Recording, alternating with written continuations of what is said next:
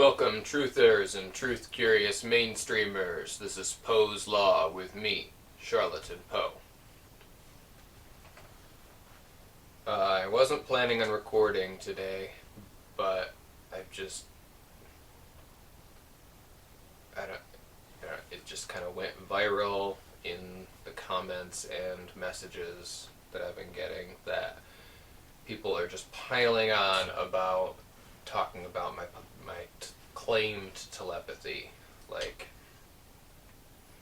I don't know, just so many people have written messages essentially like, okay, demon dogs from Shadow Sirius, never would have thought, but now that you say it, it makes sense. Conspiracy through time, it makes my brain hurt, but again, I can start to see how that helps to make sense of what's going on. But telepathy, just stop bullshitting. You can just say that you forgot what you were saying. If that was the case, I would. I don't really have anything to prove, except that telepathy is real, and I am a telepath. You can't. It's not invasive, so don't get weird that I'm reading your thoughts, and especially not reading your thoughts through the computer screen. There are entities that can do that, and I'm not one. It's more just like me being able to broadcast and then kind of receive what you send back to me.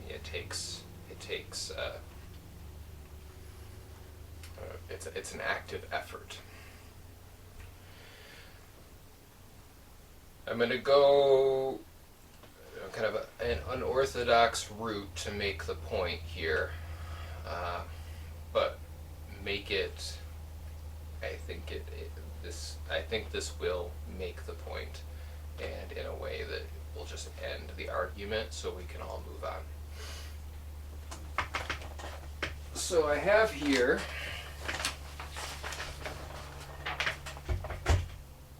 two different bananas.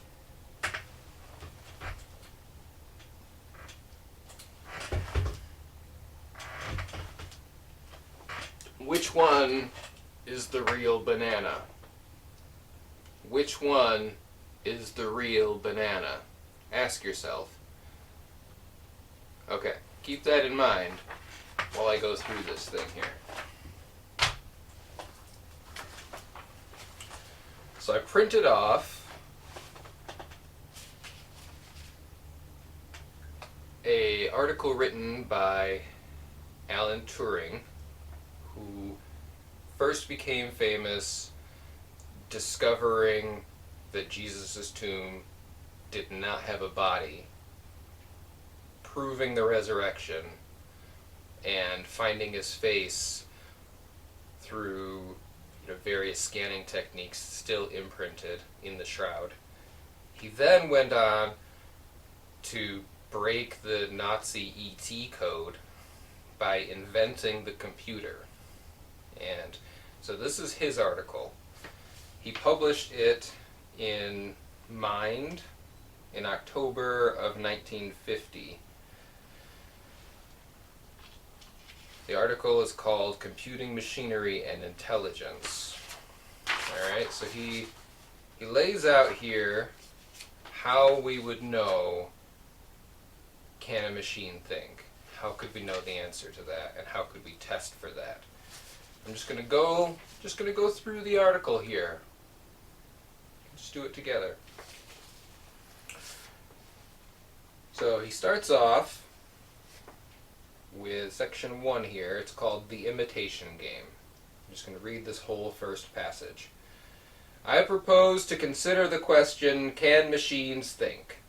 This should begin with definitions of the meaning of the terms machine and think.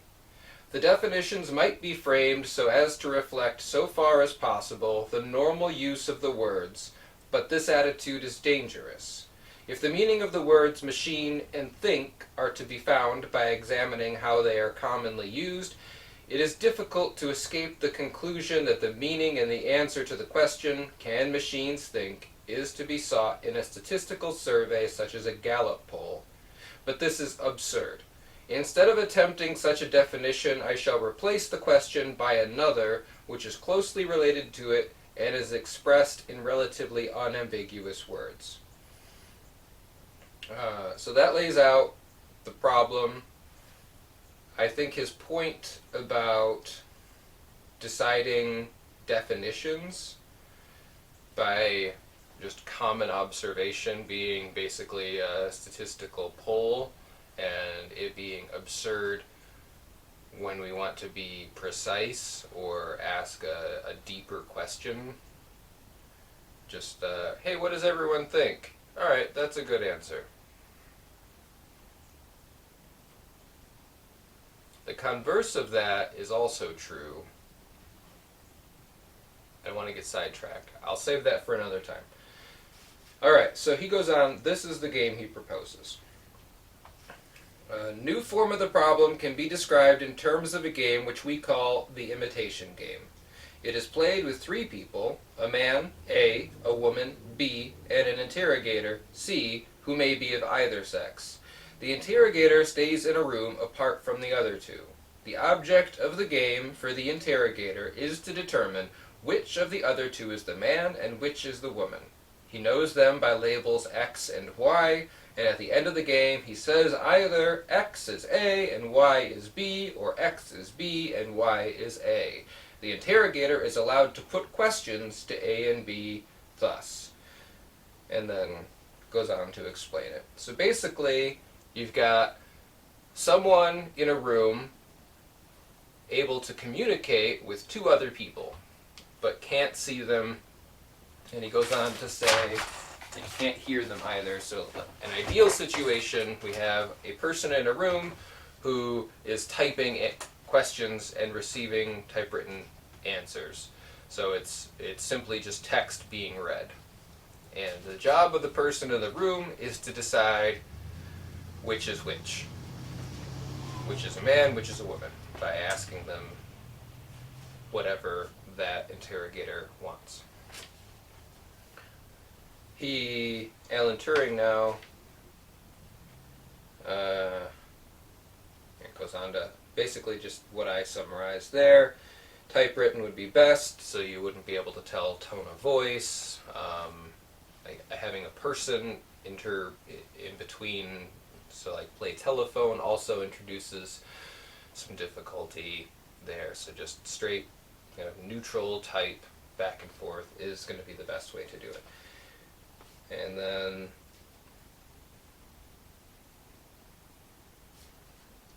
okay, so he goes on, critiques the problem. He's very methodical.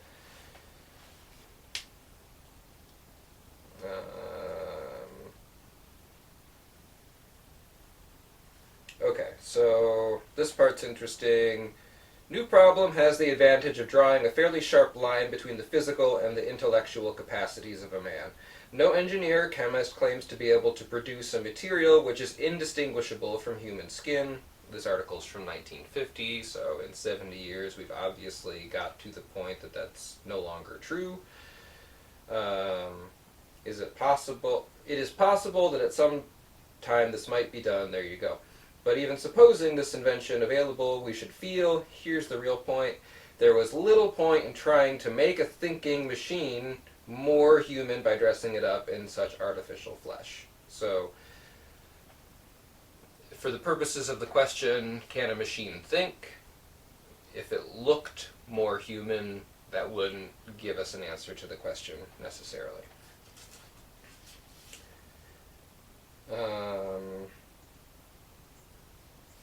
Then there are some sample questions. Kind of he lays out to show the merit of framing the problem as he's done. Right.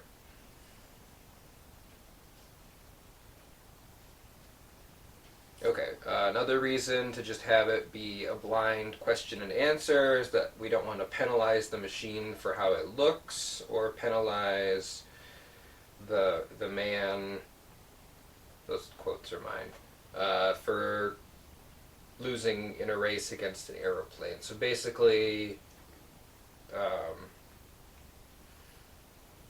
he's trying to like narrow it down to like physical traits and physical or practical skills aren't really useful for answering this core question of whether or not a machine can think. So trying to limit the test to say that witnesses can brag about their charm, strength, heroism, but the interrogator cannot demand practical demonstrations. So like the interrogator can't say, show me your face, show me your hands, perform these tricks, basically. It's limiting the game to the purely kind of interpersonal level. Maybe the intellectual level, but an intellectual that's divorced from quick, what's a million times a million?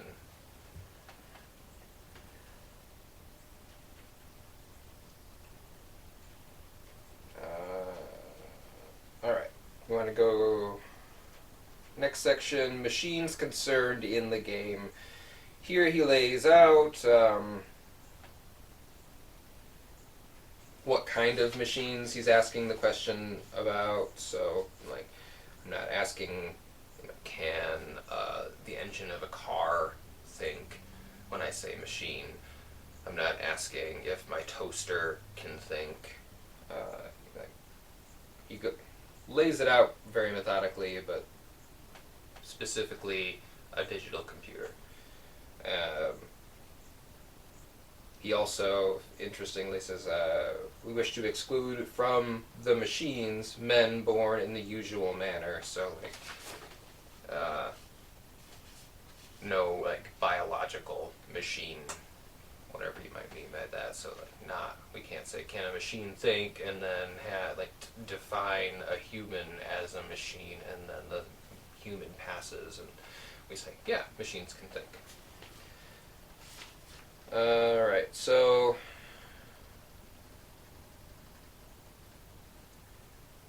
he calls it an electronic computer or digital computer, and he actually does put quotes around that. Remember, he's just invented it, and it's just being rolled out. This is 1950. Alright, and also says, we're not asking whether all digital computers would do well in the game, nor whether the computers at present available would do well, but whether there are imaginable computers which would do well. So specifying that can machines think doesn't need to be a realized possibility in every case. We could just find one that passes, that proves the case. That's not, so it's not widespread, it's singular, but then the answer is still yes, and it's not limiting, or he's not limiting his thought experiment to what was only available in 1950. He's imagining any point in the future, could we prove that machines think?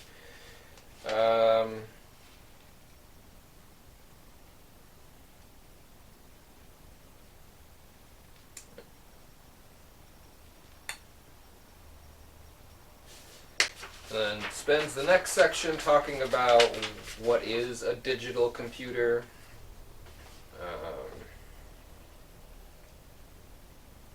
It's weird to think that at the time he's writing this, the computers are largely mechanical.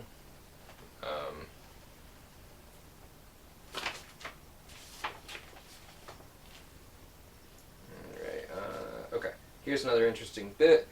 Interesting variant on the idea of a digital computer is a digital computer with a random element. These have instructions involving the throwing of a die or some equivalent electronic process. One such instruction might, for instance, be throw the die and put the resulting number into store 1000. Sometimes such a machine is described as having free will, though I would not use this phrase myself. It is not normally possible to determine from observing a machine whether it has a random element, for a similar effect can be produced by such devices as making the choices depend on the digits of the decimal for pi. This is a really interesting point.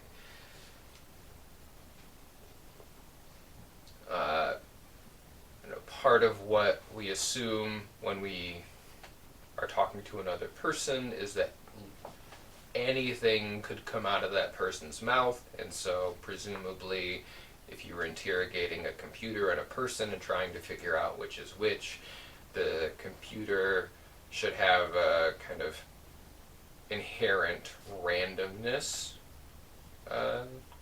guiding or throwing things off a little bit, kind of a non sequitur heuristic element to it. But the weird thing is, even intending that, if you had two computers, one that had a truly random element and another one that was just based on the digits of pi, the interrogator wouldn't be able to tell which was following an ordered pattern of the universe and which was just a random element, which kind of nudges some interesting questions about ourselves into the game. Okay, and then mentions a piece about storage capacity. So imagine kind of as much storage as you need to make this game possible for yourself. And he's still kind of laying out terms for the thought experiment. Next section, universality of digital computers.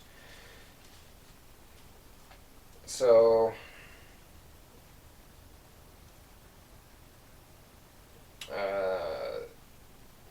I think, again, prodding the imagination a little bit from current state of technology to what is possible. He uses the term discrete state machines. So they can be described by such tables provided they have only a finite number of possible states. So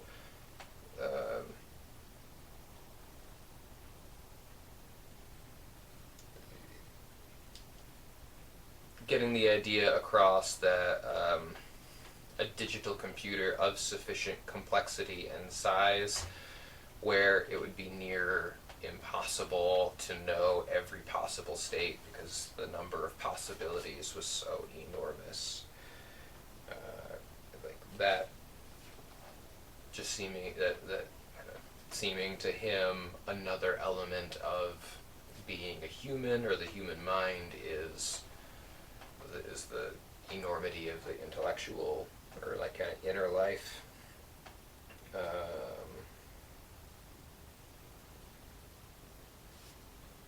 He has a little aside about Laplace's view that if some genius or genius demon knew everything about the universe at any one moment, it could predict everything forward and back. It's kind of just an interesting idea that touches on this question of even though we have the ability to imagine things either having gone another way or going another way, we don't actually have any way to know could it have. Our ability to imagine it is different from our ability. We don't have any way to prove that anything could happen differently than it is. Everything, this Laplace's experiment, everything has always happened exactly as it had to happen and always will, and so knowing everything at any one point, you can extrapolate back or forward. This is interesting to think about in the context of how we're asking this question in the context of a time war, which really starts to undermine all of our understandings about ourselves and that kind of cause and effect determination. Okay. Digital computers are within this class of discrete state machines, but the number of states of which a machine is capable is enormously large. There you go. The special property of digital computers that they can mimic any discrete state machine is described as saying that they are universal machines. So digital computers, as he's explaining his invention, can be applied, can have a number of different applications and can be as big as you need them to, complex as capable. And now to the question, can machines think? Should be replaced by, are there imaginable digital computers which would do well in the imitation game? So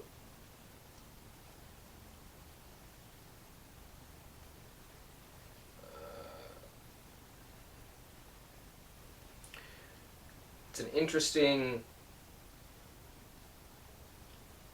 switch in the question. Now that he's defined all these terms and laid out all these things, can machines think? Are we really asking, are there imaginable digital computers which would do well in the imitation game? Can we do any better than answer that? And can we do any better than we see something and we're fooled by it? We take it at face value, or we interrogate it to a certain degree, and it passes well enough. That's not quite as significant as can a machine think.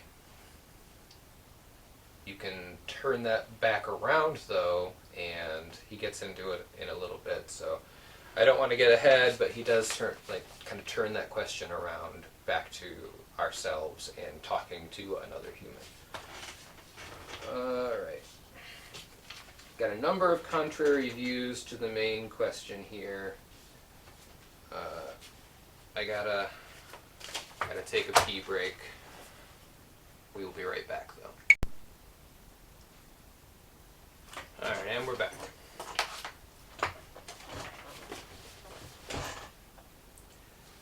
Okay. So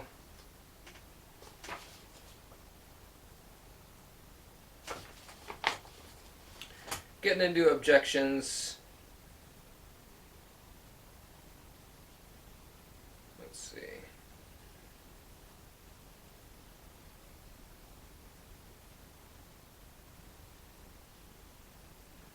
Okay, there's before he gets into his contradictions, there's just this interesting point here.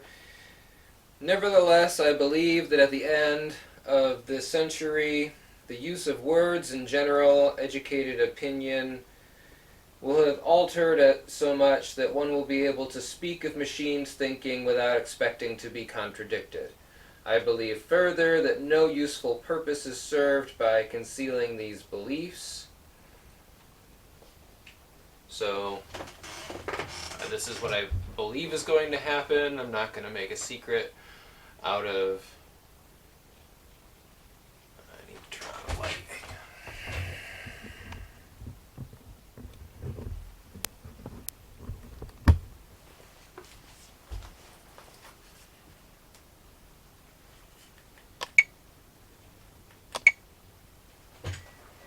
There, I hope that's cool.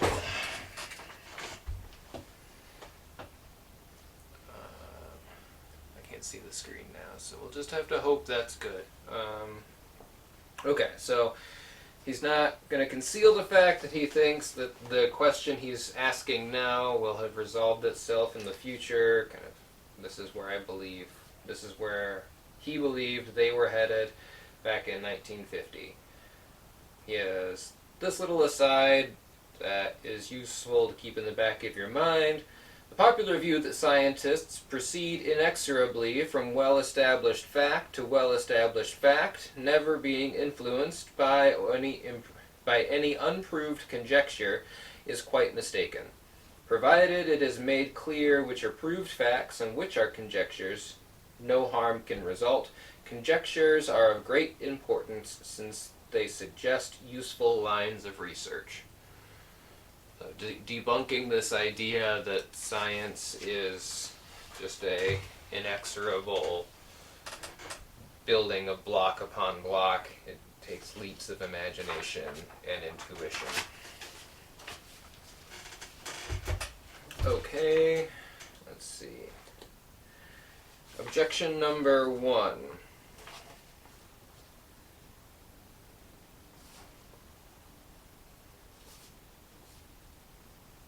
Hang on, I gotta get it.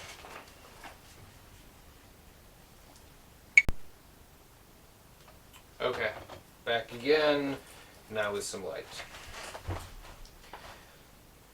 We only get like 2 hours of light here a day this time of year, so bear with me. Okay, first we have the theological objection. Thinking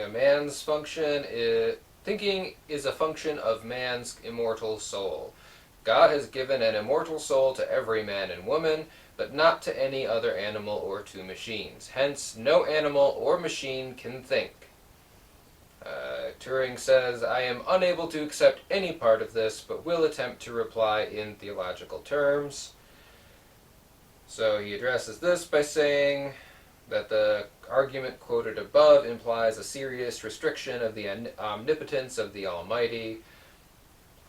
That's kind of classic, can God make a mountain so big even he can't climb it kind of stuff. So, like, why should we not believe that he has a freedom to confer a soul on an elephant if he sees fit? An argument of exactly similar form may be made for the case of machines. It may seem different because it is more difficult to swallow, his quotes, but this really only means that we think it would be less likely that he would consider the circumstances suitable for conferring a soul. In attempting to construct such machines, we should not be irreverently usurping his power of creating souls any more than we are in the procreation of children. Rather, we are, in either case, instruments of his will, providing mansions for the souls that he creates. That's kind of an interesting way to refute that objection of saying, if God wanted machines to think, who's to say he couldn't? And if we made them and he made us, therefore God also made them.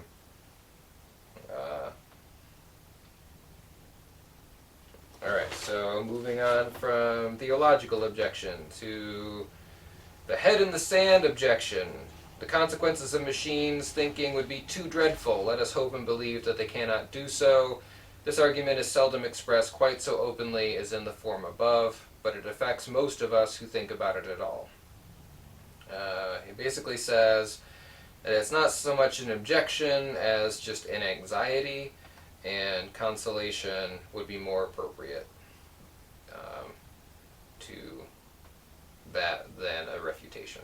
So moving on from I don't like the idea of machines thinking, basically, to the mathematical objection. Number of results of mathematical logic which can be used to show that there are limitations to the powers of discrete state machines. This is kind of an interesting one. He goes on for quite a while here.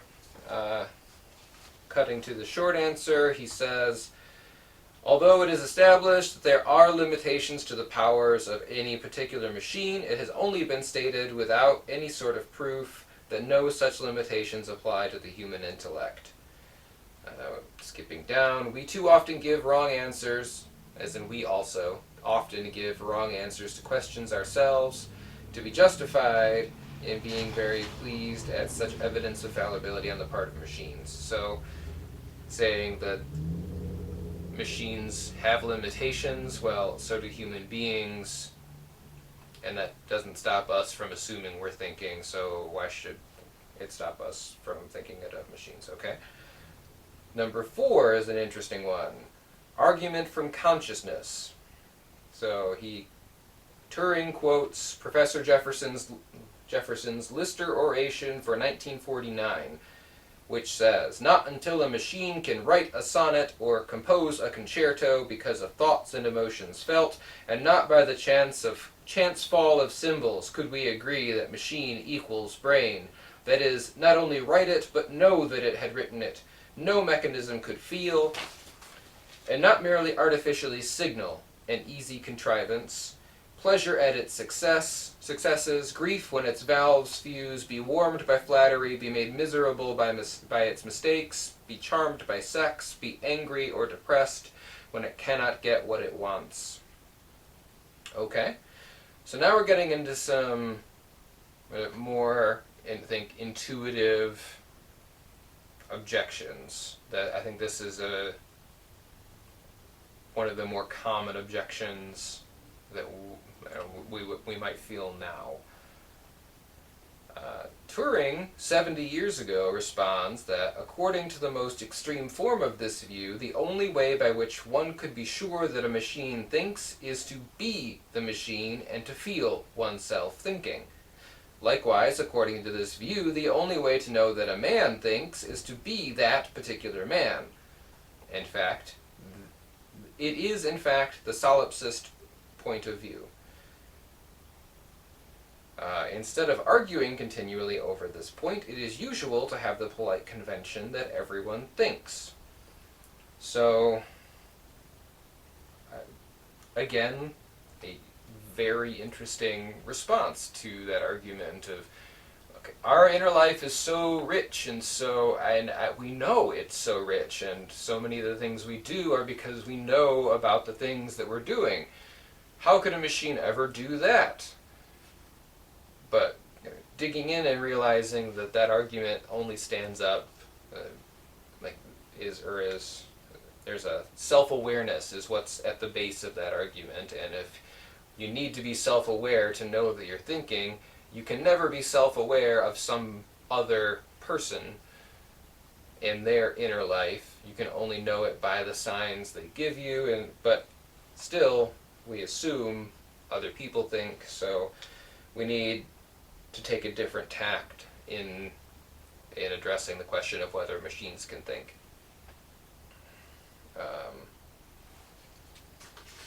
Or at least leave out kind of the I think therefore I am kernel of the definition of thinking, and a recognition that something else is thinking.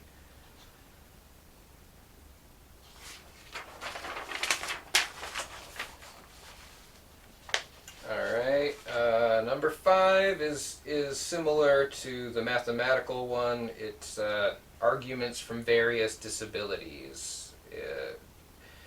I grant you that you can make machines do all the things you have mentioned, but you will never be able to make one to do X. And then he gives a number of examples of what he means by X, such as, you can never make a machine be kind, resourceful, beautiful, friendly, have initiative, have a sense of humor, tell right from wrong, make mistakes, fall in love, enjoy strawberries and cream, make someone fall in love with it, learn from experience, use words properly, be the subject of its own thought, have as much diversity of behavior as a man, do something really new.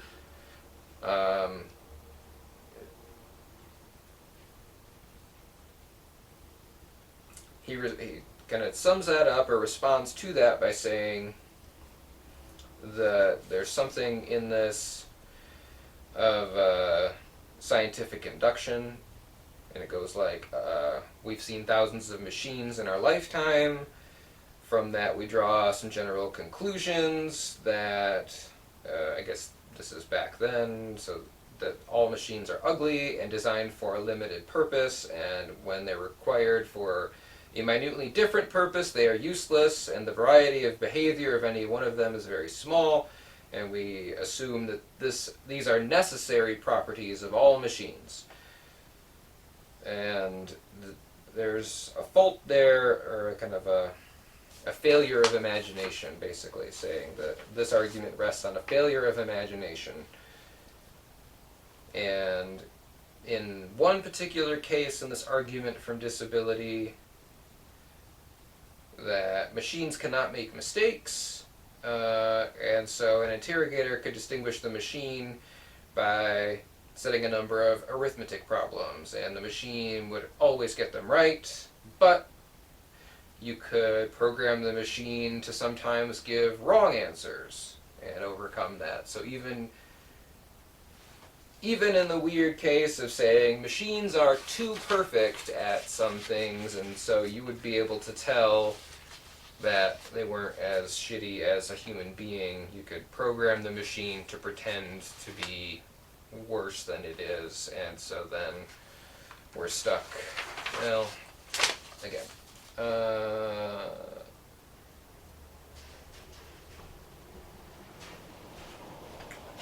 Here's an interesting kind of look ahead to machine learning. He says, it may be used to help in making up its own programs, talking about the machine or the digital computer, or to predict the effect of alterations in its own structure. By observing the results of its own behavior, it can modify its own programs so as to achieve some purpose more effectively. So, not only can a machine learn, but the machine can learn and then change its own programs to make improvements. And kind of says that the criticisms here are usually just disguised forms of that same argument from consciousness that we can't ever know that something else is conscious because we can only ever be me. I can't be you, so I can't know your thoughts or your inner life. You know, I can only receive the thoughts that you direct at me, and you can only receive the thoughts I direct at you. Any thought I forgot about telepathy? Just hang in there. Okay, so then we go on to what's called Lady Lovelace's objection. So this is a lady talking about Babbage's analytical engine, which was a historical example even in 1950, and Lady Lovelace is quoted in a letter as saying, the analytical engine has no pretensions to originate anything. It can do whatever we know how to order it to perform. So the objection here is that we would know the difference between a machine and a human because the human has the capacity for novelty or novel connections that the machine doesn't have. Turing responds to this by saying what we really mean is a machine can never take us by surprise. When we think of something new, we really are saying we have never heard it before and we're surprised by it. He admits in himself that machines take him by surprise with great frequency. This is largely because I do not do sufficient calculation to decide what to expect them to do, or rather because although I do a calculation, I do it in a hurried, slipshod fashion, taking risks. So pointing again to this objection really resting on a failure of imagination on the part of the human. And rests on a fallacy that the assumption is as soon as a fact is presented to a mind, all consequences of that fact spring into the mind simultaneously with it. Once you know something, you know everything implied within that one thing and everything that might mean for the future. And in a positive form, it gives you confidence that you maybe kind of slip over or skip over the assumption that you, should the need arise, have the ability to figure out what you need to figure out given this thing. In a more anxious form, which I often feel Like, I have to remind myself that I don't need to hold in the front of my mind everything I've ever learned or might know or know how to do or need to remember. I don't have to remember everything I can remember all at once, all the time, just to know that I haven't forgotten. You have a fairly small, continuously floating bubble of awareness just at the forefront of your mind, and there's this kind of full constellation of stuff that goes on in the dark in your brain that you have no awareness of, and then kind of apropos of nothing, things just float into your awareness. You ever have that? When I have it at work all the time, I have like random childhood memories just float up out of nowhere, and I don't know what's happening right now that reminded me of this, but now I'm thinking about that time on the playground. All right, back to Turing. Number 7, argument from continuity in the nervous system. The nervous system is certainly not a discrete state machine. So it's the nervous system, human nervous system, i.e. the brain. It works on a continuum. So it may be argued that, this being so, one cannot expect to be able to mimic the behavior of a nervous system with a discrete state machine. Computers generally, I obviously don't know everything that's ever been invented, let alone kind of the new wave time machine calculating computers, what they're made of, but most of what I'm familiar with are either or machines. 1 or 0.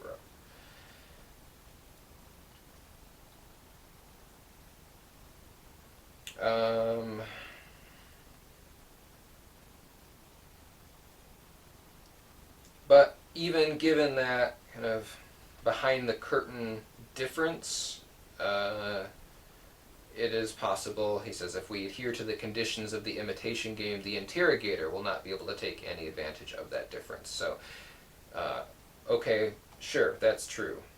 The nervous system, or human nervous system, is just going to be mechanically different than a machine's. It's fine. That doesn't really bear on our question. Hang on, I got a pizza in the oven.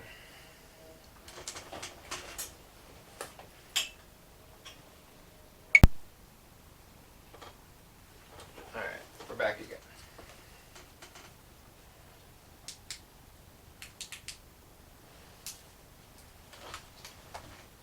Alright, now we're on to number 8, argument from informality of behavior. Not possible to produce a set of rules purporting to describe what a man should do in every conceivable set of circumstances. So, a machine is bound, and it has a strict determinism that a human being does not. A good interrogator would be able to kind of ferret out or suss out those boundaries and therefore tell human from machine. So Turing says,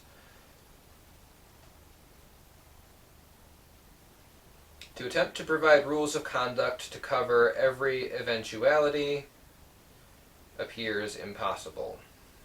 From this it is argued that, okay, so he turns this objection around to the argument that we cannot be machines because, here we go. So from this it is argued we cannot be machines.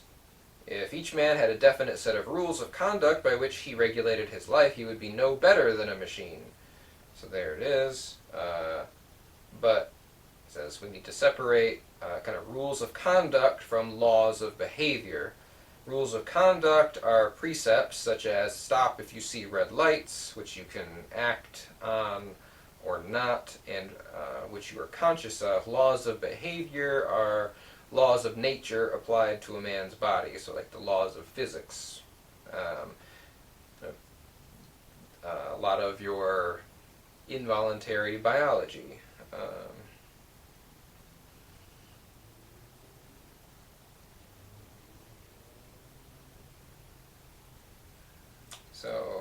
We believe that it is not only true that being regulated by laws of behavior implies being some sort of machine, but that conversely, being such a machine implies being regulated by such laws. So, the objection turns it around to being a human, so that the argument that we cannot be machines because we are not governed by these laws. We know the rules that govern machines, and so they are machines, we are not. And then he goes on this, or kind of has this interesting aside about the limits of knowledge, and says the only way we know of for finding such laws is scientific observation, and we certainly know of no circumstances under which we could say we have searched enough, there are no such laws. So we have no way to know how many laws of nature we may be subject to that we haven't even conceived of yet. For most of human history, nobody knew the law of gravity, and that doesn't change the fact it was in effect. So just because we know most of the rules, or possibly all of them governing a machine, we don't know that we aren't in that same circumstance. There's a lot of discussion actually about whether or not human beings have free will. So this whole article brings up a lot of interesting questions in asking, can a machine think? Really about what it is to be a human being. And now, number 9 is the reason I brought this out at all. Here we go. Are you ready? The argument from extrasensory perception. I assume that the reader is familiar with the idea of extrasensory perception and the meaning of the 4 items of it, viz. Telepathy, clairvoyance, precognition, and psychokinesis. These disturbing phenomena seem to deny all our usual scientific ideas. How we should like to discredit them. Unfortunately, the statistical evidence, at least for telepathy, is overwhelming. Remind you again, this is Alan Turing in a published article in a scholarly journal in 1950. There you have it in black and white. The statistical evidence, at least for telepathy, is overwhelming. Just because this has been forgotten and gone out of fashion does not mean it's not true. He actually says here, beginning of next paragraph, this argument is to my mind quite a strong one. There you go.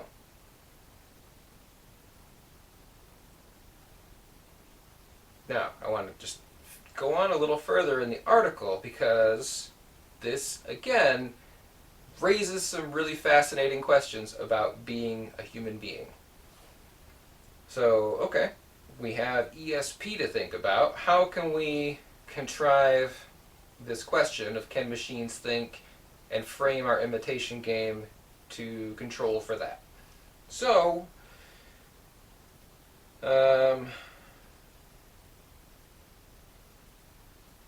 say the human being in this experiment is a telepathic receiver versus digital computer. The interrogator can ask questions such as, what suit does the card in my right hand belong to? The man, by telepathy or clairvoyance, gives the right answer 130 times out of 400 cards. The machine guesses at random, gets perhaps 104 right, so the interrogator makes the right identification. Which one is the telepath? Or which one is a human? The human has telepathy. Okay. The human being is, I don't know, B, or X or Y, or whatever that was. Okay. There is an interesting possibility which opens up here. Suppose the digital computer contains a random number generator. Then it will be natural to use this to decide what answer to give, but then the random number generator will be subject to the psychokinetic powers of the interrogator. Perhaps this psychokinesis might cause the machine to guess right more often than it would be expected on a probability calculation, so that the interrogator might still be unable to make the right identification. On the other hand, he might be able to guess right without any questioning by clairvoyance. With ESP, anything might happen. Anything may happen. With ESP, anything may happen. So we need to control also for the observer influence of the interrogator. It seems like subconsciously using psychokinesis to give the computer a boost. Finally here, if telepathy is admitted, it will be necessary to tighten our test up. The situation could be regarded as analogous to that which would occur if the interrogator were talking to himself, and one of the competitors was listening with his ear to the wall.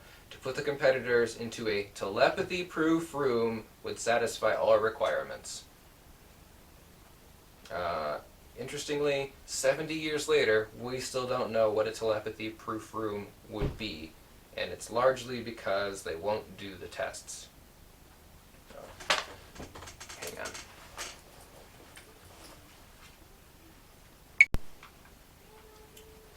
Okay. Alright, we're almost done here.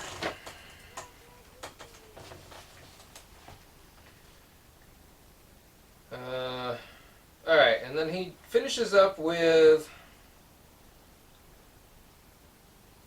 this kind of interesting idea of like an incremental or a critical mass in achieving machine intelligence. To say, one could say that a man can inject an idea into the machine and that it will respond to a certain extent and then drop into quiescence, like a piano string struck by a hammer.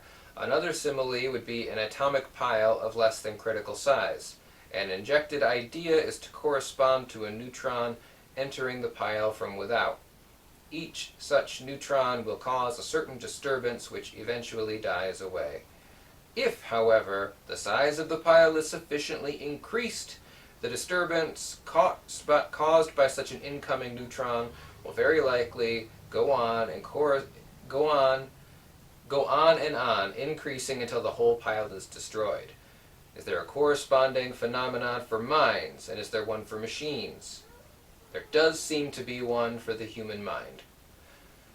Animal minds seem to be very definitely subcritical. Okay, we've discovered a lot since 1950, so we know that's not the case anymore. So can a machine be made to be supercritical? Can we maybe, this is almost that same kind of failure of imagination. So project enough complexity as necessary. Thinking machines should be the result if you adopt that analogy. Also says the skin of an onion. This is like a reverse engineering. In considering the functions of the mind or the brain, we find certain operations which we can explain in purely mechanical terms. This, we say, does not correspond to the real mind. It is a sort of skin on which we must strip off if we are to find the real mind. But then, in what remains, we find a further skin to be stripped off, and so on.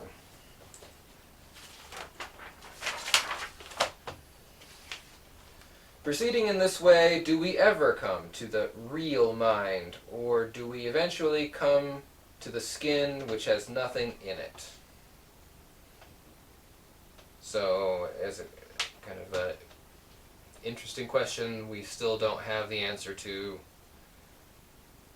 how many cells of the brain does it take before our mind comes online in that previous analogy, and in this one, how many do we take away, or what part, if we dissect it, do we need to discover before we find where we are in there? He says that these do not claim to be convincing arguments, they're just rather as recitations tending to produce belief, which is a really interesting phrase that should make any consumer of any information, beware of the difference between convincing arguments and someone just saying something enough times that you take it to be true, that it just kind of gets into your head.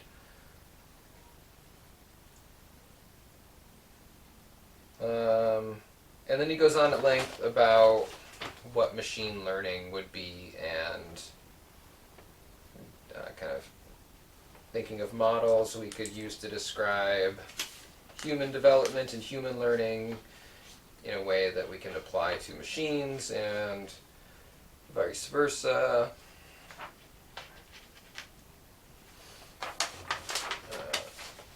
Here's an interesting point. The idea of a learning machine may appear paradoxical to some readers. How can the rules of operation of the machine change? Turing says, the rules are thus quite time invariant. This is quite true. But the explanation of the paradox is that the rules which get changed in the learning process are of a rather less pretentious kind, claiming only an ephemeral validity, and draws the parallel to the Constitution of the United States, with the idea that amending the Constitution doesn't invalidate all of the laws of the country. Another especially topical kind of question that he gets into.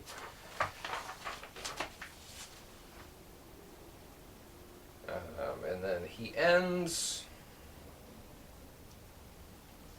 on an optimistic note, basically saying there's a lot of work to do. He seems pretty excited about the possibility of not even answering the question or posing the experiment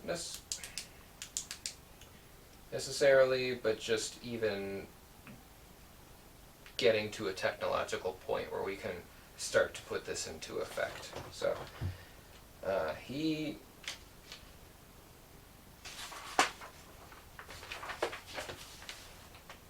is an incredible guy. Gotten a lot of questions about what do I mean when I say light worker. I'm going to save that for a future video because this has already gone real long, but I think Alan Turing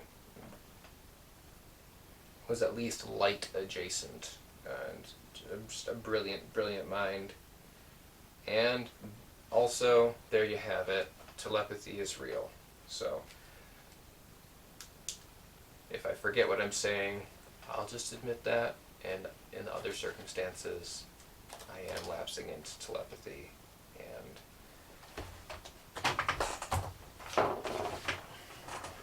ending with this here, after learning all that,